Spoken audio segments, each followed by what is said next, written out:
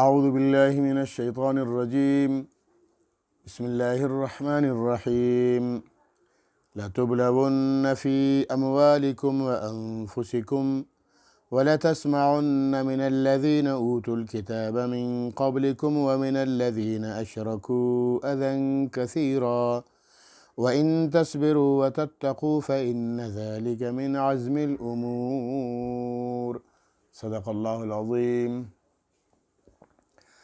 سابقہ آیات کریمہ میں اللہ رب العالمین نے دنیاوی زندگی کو غرور اور دھوکے کا سامان فرما دیا۔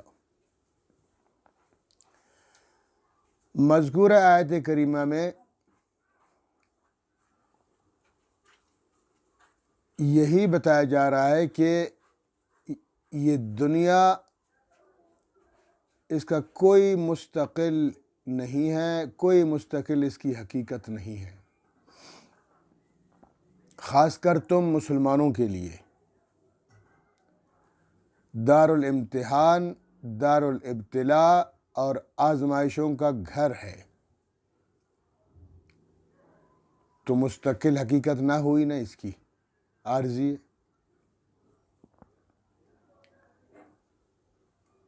مال دے کر تمہیں آزمایا جاتا ہے، کبھی اولاد دے کر تمہیں آزمایا جاتا ہے، اور اس کے الٹ کبھی مال جو دیا ہوا تھا وہ لے کر تمہیں آزمایا جاتا ہے، اور دی ہوئی اولاد لے کر تمہیں آزمایا جاتا ہے کہ صبر کرتے ہو کہ نہیں۔ پھر صحت دے کر تمہیں آزمایا جاتا ہے کہ اللہ کا شکریہ ادا کرتے ہو کہ نہیں، اللہ کے احکامات پہ چلتے ہو کہ نہیں، اور یہ صحت لے کر تمہیں بیماری اور مصیبتوں میں مبتلا کر دیا جاتا ہے کہ صبر کرتے ہو کہ نہیں، یا واویلا کرتے رہو گے، اللہ کی شکایت کرتے رہو گے۔ تو کبھی مالداری میں آزمائے جاؤ گے، کبھی مفلسی میں آزمائے جاؤ گے، کبھی تمہیں امن دے کر تمہیں آزمایا جائے گا، اور کبھی تمہیں خوف دلا کر آزمایا جائے گا، اور کبھی راحت و سکون دے کر تمہیں آزمایا جائے گا، اور کبھی بے آرامی اور بے چینی سے تمہیں آزمایا جائے گا۔ غرض یہ جو زندگی ہے، دنیاوی زندگی ہے، ہر موڑ پر تمہیں آزمایا جائے گا اور پرکھا جائے گا کہ صابر و شاکر کون ہے، اور بے صبرہ اور بے شکرہ کون ہے۔ غزوہ بدر میں تمہیں فتح اور کامیابی سے نوازا گیا اور تمہیں آزمایا گیا، اور تم لوگوں نے اللہ کا شکریہ ادا کر لیا، اور غزوہ احد میں تمہیں شکست دے کر آزمایا گیا کہ صبر کرتے ہو کہ نہیں کرتے ہو، اور تم نے صبر کر لیا۔ تو یہ ہے دنیا، دار الامتحان ہے، دار الابتلاء ہے، اس میں آزمایا جائے گا بندہ۔ اور اس آیت کریمہ میں یہی بتلا دیا کہ ضرور بالضرور تمہیں آزمایا جائے گا، پرکھایا جائے گا، تب اتنی بڑی جنت کے تم حقدار بن جاؤ گے۔ بس ایک رمضان کی خوشخبری سے جنت ملتی ہے، جنت کوئی اتنی مفت ہے؟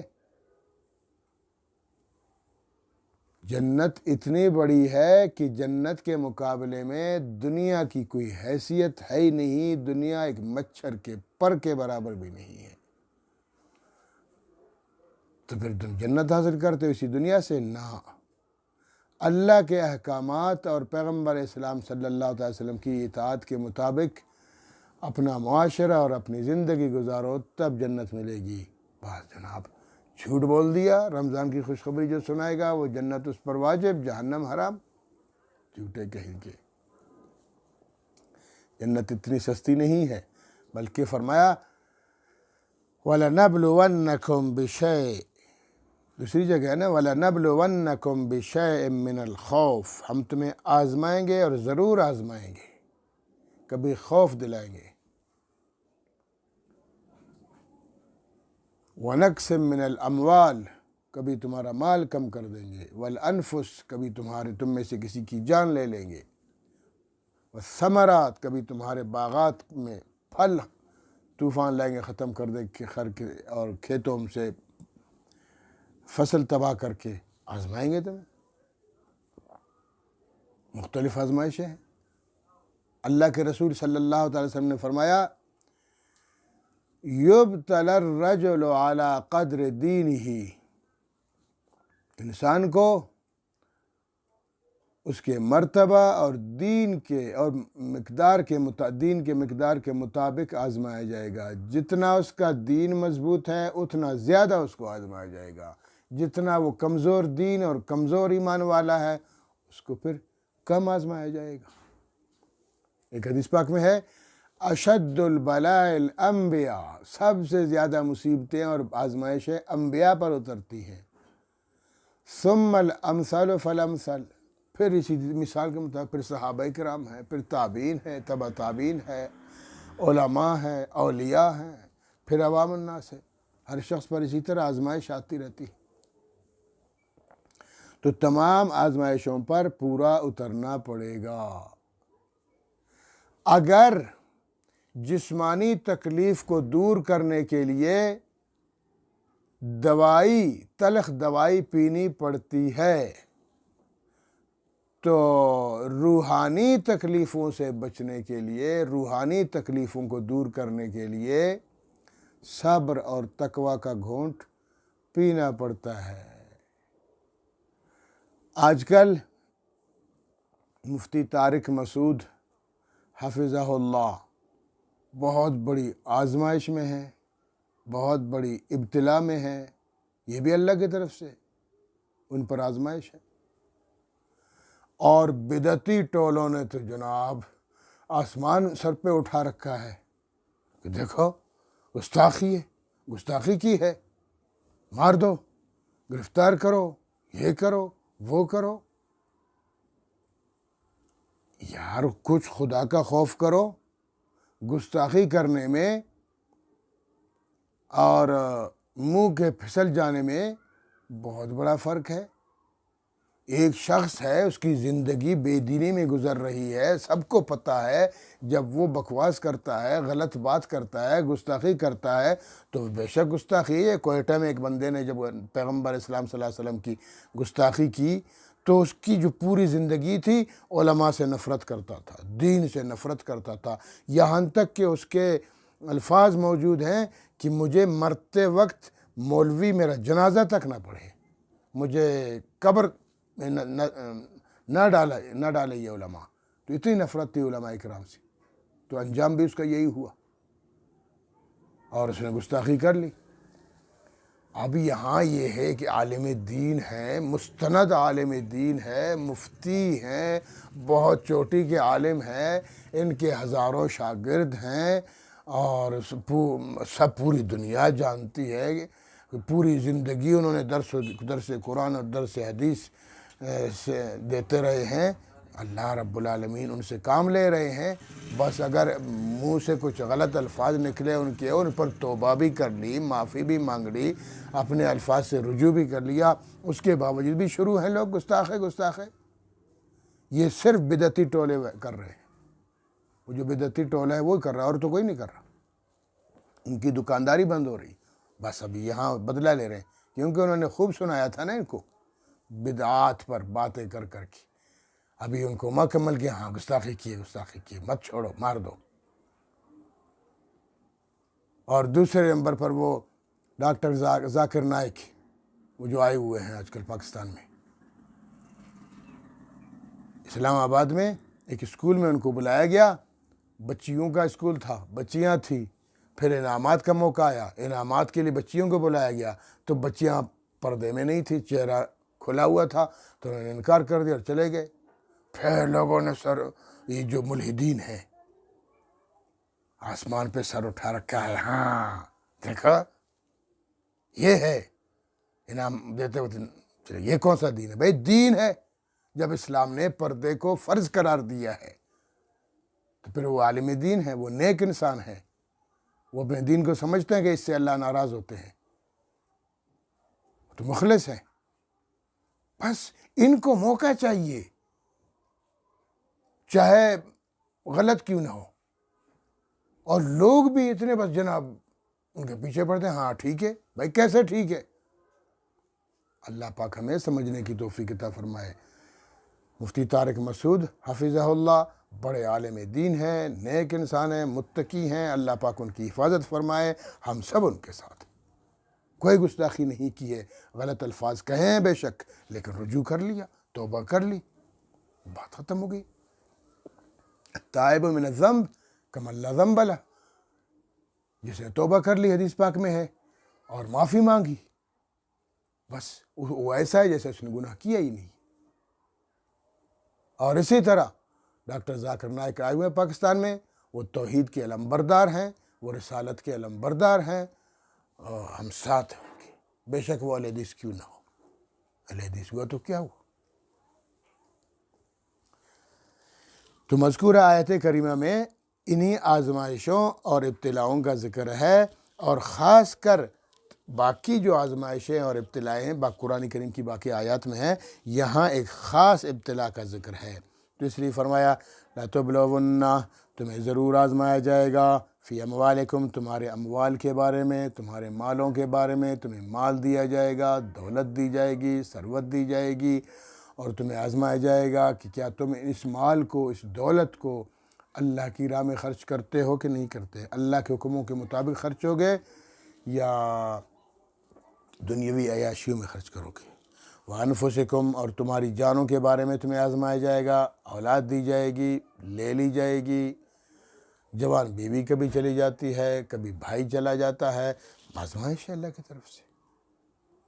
وَلَتَسْمَعُنَّ مِنَ الَّذِينَ أُوتُوا الْكِتَابَ، اور اسپیشلی جو میں نے کہا نا وہ یہ ہے کہ وَلَتَسْمَعُنَّ، اور تم ضرور سنو گے، تمہیں ضرور سنائیں گے، من الذین، وہ لوگ، اوت الکتاب، جن کو کتاب دی گئی ہے، من قبلکم، تم سے پہلے جن کو کتاب دی گئی ہے، مراد یہودی، عیسائی، وہ بھی تمہیں آزمائیں گے، ان کے ذریعے بھی تمہیں آزمایا جائے گا۔ وہ عجیب عجیب حرکتیں کریں گے، تمہاری مخالفت کریں گے، تمہارے دین کی مخالفت کریں گے، دنیاوی حساب سے بھی تمہیں اذیتیں دیں گے، روحانی مادی حساب سے تو دیں گے ہی دیں گے، روحانی حساب سے بھی تمہیں اذیتیں دیں گے، اور ٹھیک ٹھاک اذیت دیں گے۔ یہودی کہیں گے ان اللہ فقیر ونحن اغنیاء، اللہ فقیر ہے، ہم غنی ہے، لا حول ولا قوت، مسلمانوں کو ایذا ہو رہی ہے، تکلیف ہو رہی ہے۔ اور کبھی کہیں گے ید اللہ مغلولہ، اللہ کی مٹھی بند ہے، اللہ مفلس ہے، اللہ کنجوس ہے، نعوذ باللہ بخیل ہے، اس طرح کی بکواس کرتے رہتے، اس طرح کا بکواس کرتے۔ اور کبھی کہیں گے کہ عزیر علیہ السلام اللہ کا بیٹا ہے، یہ تو یہودیوں کا ہو گیا۔ اور عیسائی ثالث ثلاثہ کا رٹا لگا لیں گے کہ اللہ تین ہوتے ہیں، عیسیٰ علیہ السلام ان تینوں میں سے ایک خدا ہے۔ ان میں بھی تین فرقے ہیں، ایک فرقہ یہ ہے کہ خدا تین ہوتے ہیں، اللہ تعالیٰ، عیسیٰ علیہ السلام، ان کی والدہ مریم، نعوذ باللہ، اور دوسرا فرقہ یہ ہے کہ خدا تو ایک ہے، اللہ پاک ہے، عیسیٰ علیہ السلام اللہ کا بیٹا، مریم علیہ السلام اللہ کی بیوی، اور تیسرا فرقہ یہ ہے کہ خدا تو ایک ہے اوپر عرش پر، لیکن وہ کچھ عرصے کے لیے نیچے آئے عیسیٰ بن کر، اور پھر خدا بن کر دوبارہ چلے گئے۔ کچھ ہمارے مسلمان بھی آج کل یہی نظریہ اور یہی عقیدہ رکھتے ہیں، نعوذ باللہ، اللہ معاف فرمائے۔ حضور پاک صلی اللہ علیہ وسلم کی، اللہ کے رسول سے ہمیں محبت ہے، دلی محبت ہے، ہماری اولاد سے بھی زیادہ ان سے محبت ہے، ہمارے بیوی بچوں سے بھی زیادہ ان سے محبت ہے، مال و اولاد سے بھی زیادہ اللہ کے رسول سے محبت ہے۔ لیکن اس محبت کا یہ مطلب نہیں کہ ہم اپنے نبی کو محبت میں آ کر خدا بنا لیں۔ خدا تو خدا ہے، خالق کل کائنات ہے، وہ تمام مخلوقات سے بہتر ہے۔ ہمارے کچھ نادان اور بیوقوف قسم کے مسلمان بھی محبت میں آ کر محمد صلی اللہ تعالی وسلم کے بارے میں کہتے ہیں کہ اوپر احد تھے، وحدہ لا شریک، احد اللہ مراد، اور نیچے محمد بن کر آ گئے اور دوبارہ احد بن کے چلے گئے، لا حول ولا قوت۔ یہی تو کفر ہے، شرک ہے، یہی تو عیسائیوں کا نظریہ ہے۔ نہیں، قطعاً غلط ہے، ایسی بات کرنا کفر ہے، شرک ہے۔ اللہ ہمیں محفوظ فرمائے کفر کرنے سے، شرک کرنے سے۔ تو اسی طرح عیسائی جو مشرکین مکہ ہے وہ بھی اذیت دیتے رہتے ہیں. کبھی کہتے ہیں کہ یہ جو فرشتے ہوتے ہیں سب اللہ کی بیٹیاں ہیں. پھر کبھی 360 بت خود رکھے ہوئے ہیں خانہ کعبہ میں، کہتے ہیں یہ اللہ ہی ہے، سب خدا ہے. کوئی بارش برسانے والا خدا ہے، کوئی ہوائیں چلانے والا خدا ہے، کوئی اولاد دینے والا خدا ہے، کوئی رزق روزی دینے والا ہے، کوئی کیا ہے، لات ہے، منات ہے، عزا ہے، حبل ہے، وغیرہ وغیرہ مختلف نام رکھے ہوئے. سب شرک ہے، سب کفر ہے. ایک اللہ ہے، اللہ وحدہ لا شریک ہے. سب کچھ دینے والا اللہ ہے، خالق بھی اللہ، مالک بھی اللہ، رازق بھی اللہ، داتا بھی اللہ، دستگیر بھی اللہ، اور کوئی دستگیر نہیں ہے، کوئی داتا نہیں اللہ کے سوا. محمد صلی اللہ علیہ وسلم اللہ کے رسول ہیں صلی اللہ علیہ وسلم، ان کی اطاعت فرض ہے. جو انہوں نے فرمایا اسی کے مطابق ہمیں زندگی گزارنی چاہیے. تو اس لیے فرمایا وَلَتَسْمَعُنَّ، تم ضرور سنو گے، من الذین، ان لوگوں سے، اوت الکتاب، جن کو کتاب دی گئی ہے، من قبلکم، تم سے پہلے جو گزرے ہیں، یہودی، عیسائی، وہ تمہیں آزمائیں گے، ان کی طرف سے تمہیں آزمایا جائے گا. وَمِنَ الَّذِينَ اشْرَكُوا، اور وہ لوگ جو مشرک ہیں، مکہ کے مشرکین ہو یا ہندوستان کے مشرک ہندو ہوں، یا بدھ مت چائنا کے ہوں، یا جناب رشیا کے ملحد ہوں، یہ سب کی طرف سے آج کل ملحد تو بہت سر چڑھ کے بول رہے ہیں. کبھی اللہ کے رسول صلی اللہ علیہ وسلم کی حدیث کے خلاف بکواس کرتے رہتے ہیں، کبھی قرآن کی آیات کے بارے میں غلط باتیں کرتے رہتے ہیں، اذیتیں ہیں، تکلیف دیتے ہیں مسلمانوں کو. فرمایا وَمِنَ الَّذِينَ اشْرَكُوا، اور کچھ مشرک لوگ بھی آپ کو اذیت دیں گے. اذًا کثیرا، اذیت ٹھیک ٹھاک، بہت زیادہ تکلیف دیں گے. آج کل آپ فیس بک دیکھیں،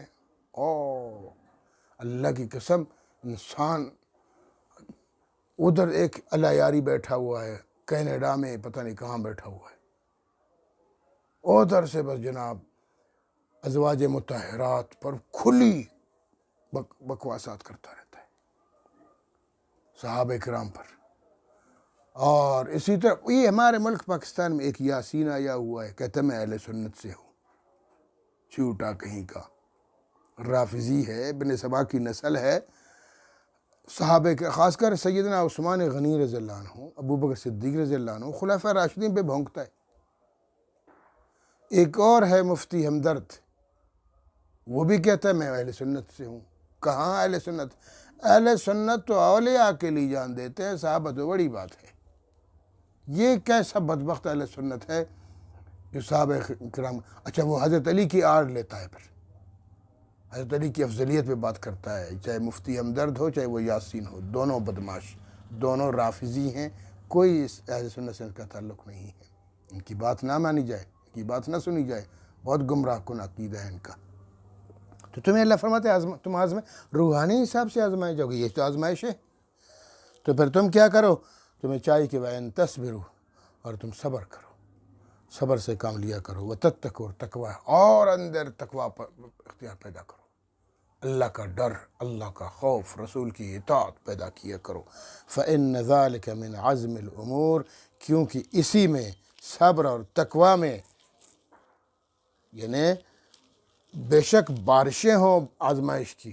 لوگ جو کہتے پھریں قرآن کریم کے بارے میں، رسول پاک صلی اللہ علیہ وسلم کے بارے میں، اصحاب رسول کے بارے میں، علماء کے بارے میں، صلحاء کے بارے میں، اولیاء کے بارے میں، جتنی غلاظت انہوں نے بکنی ہے بکنے دیں ان کو، لیکن تم لوگوں نے صبر کا دامن پکڑے رکھنا ہے، اپنے دین پر استقامت. صبر سے مراد استقامت، اپنے دین پر صبر کرنا ہے، استقامت کے ساتھ کھڑے رہنا ہے. واتقوا، اللہ سے ڈرنا ہے، مزید اپنا ایمان مضبوط کرنا ہے. تو فإن ذالک، تو یقیناً یہی چیز، صبر اور تقوی، من عزم الامور، مقصد ہے، امور، عزم، ٹھیک ہے نا، عزیمت سے ہے. یعنی جو کام انسان نہیں کرتا پھر بھی وہ غلط تو سب نہیں ہوتا، تقوی اور عزیمت ہے نا، کہ انسان اگر کسی بات پہ عمل کرتا ہے، تقوی پہ عمل کرتا ہے، نہیں بھی کرے کوئی فرق نہیں پڑتا. لیکن اللہ فرماتا ہے یہ عزم الامور، اپنا عزم بناؤ، عزم مصمم بناؤ، اپنے دین پہ ڈٹے رہو، یہی تمہارا امر ہے، مقصود ہے. اللہ رب العالمین ہمیں صحیح سمجھنے کی توفیق عطا فرمائے. وآخر دعوانا الحمدللہ رب العالمین.